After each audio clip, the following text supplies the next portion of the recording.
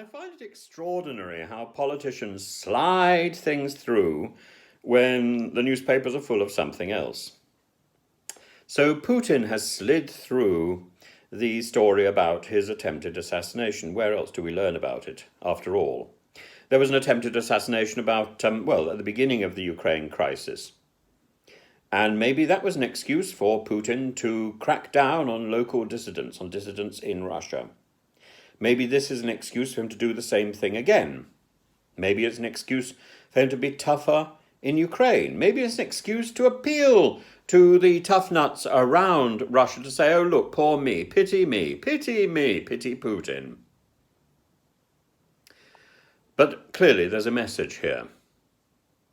And I find it extraordinary that Putin has a car crash about the same time as Zelensky. Is he trying to pull rank or to pull focus? Do we really believe that this took place? Oh, you've had a car crash. You've had an attempted assassination. Me too. Don't forget Putin. And then there's the extraordinary story, which has got its resolution today.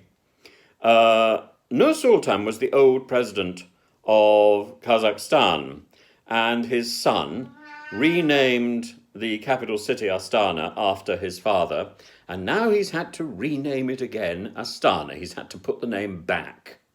It's just a little bit arrogant and silly, but at least he's now got 7 years in power out of it. 7 years guaranteed power. That, again, may well be a recipe for Putin's Russia. Putin's trying it on, yet more trying it on. And yet, we are not immune, because where the headlines are dominated by Her Majesty's funeral preparations, Liz Truss has squeezed in the fact that she's going to start fracking again, although there's been no positive result from all the tests about the fact that fracking causes tremors. So does fracking actually produce a lot of gas? No, it's a lot of hot air, really, in England and in Scotland, I presume. Well, are they going to frack in Scotland? I think not. No fracking in Scotland. Fracking only in England and possibly a little fracking in Wales. And maybe people could frack in Northern Ireland. I don't know. But I don't think anybody's going to get any fracking products of any consequence in any reasonable time. And anyway, all this may be overturned in 2 years if the Conservatives lose the next election. Fracking is simply a lot of hot air.